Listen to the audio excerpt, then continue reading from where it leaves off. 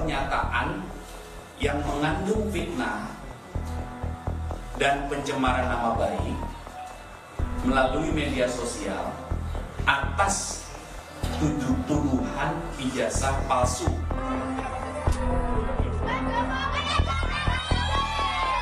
Saya masih ingat, galak sekali. Tapi sekarang saya melihat beliau sangat bijak sekali. Mengenai ijazah, saya sama sekali tidak bisa cerita. Karena saya tidak membimbing, tidak mengetahui, tidak ada prosesnya. Pembimbingnya itu Profesor Sumitro.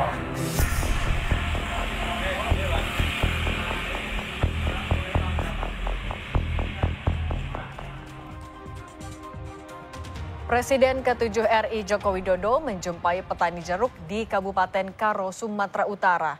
Jokowi begitu bersemangat menjelaskan situasi Fakultas Kehutanan UGM kala masih berkuliah.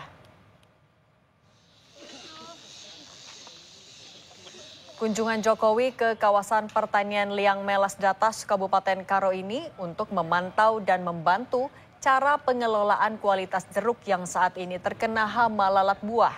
Saat diskusi, Jokowi yang membawa tim ahli dari UGM sempat bercerita pengalamannya di kampus UGM. Jokowi bahkan bercerita tentang lokasi kampus Fakultas Kehutanan UGM yang masih menyatu dalam kompleks Fakultas Pertanian.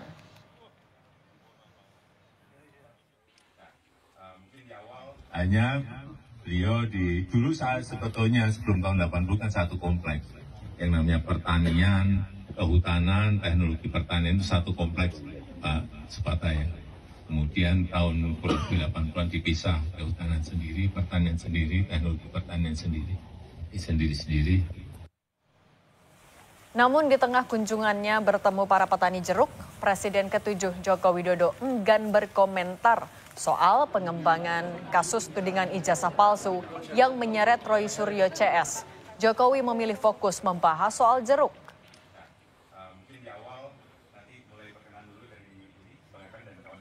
Bapaknya kesini, Pak, tanggapan kita seperti apa nih, Bapak?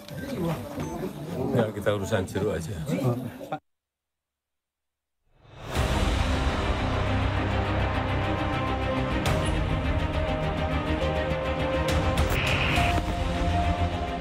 Ribut-ribut soal tudingan ijazah palsu Presiden ke-7 Joko Widodo terus bergulir.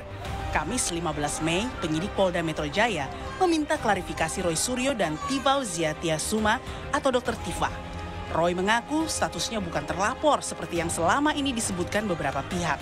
Mantan Menpora ini juga mempertanyakan penerapan pasal 32 dan 35 Undang-Undang ITE terhadap dirinya. Menurut Roy, pasal tersebut seharusnya ditujukan untuk pihak yang mengunggah ijazah Jokowi di media sosial.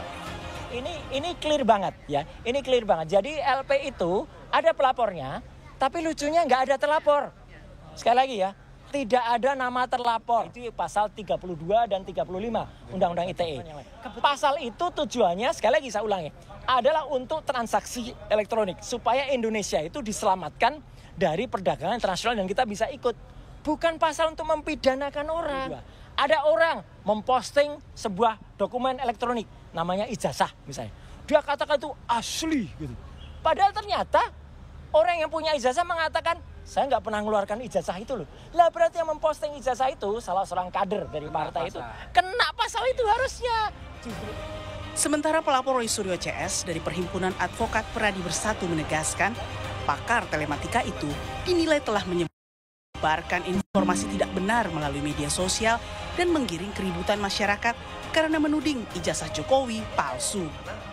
Seorang Roy Suryo ya menyampaikan langsung ya bahwa ini palsu dari bahan yang dia miliki, bahwa di situ ada tertulis Joko Widodo, ijazah, kemudian dia langsung menyampaikan narasi, itu tidak lagi mengatakan diduga palsu.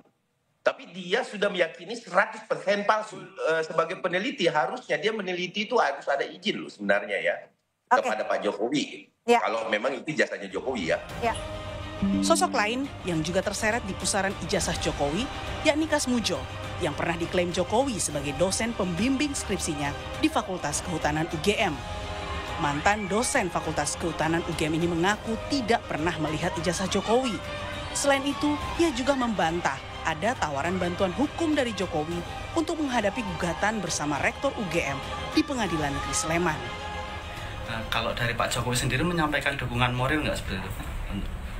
Menurut saya dari Pak Jokowi sama sekali tidak nyinggung itu. Oh, tidak nyinggung ya. Mengenai ijazah saya sama sekali tidak bisa cerita. Karena saya tidak membimbing, tidak mengetahui, tidak ada prosesnya. Pembimbingnya itu Profesor Sumitro.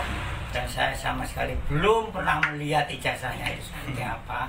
Dan saya mau cerita apa kalau belum sama. Jokowi dan kasus tudingan ijazah palsu kini bergulir di 3 wilayah.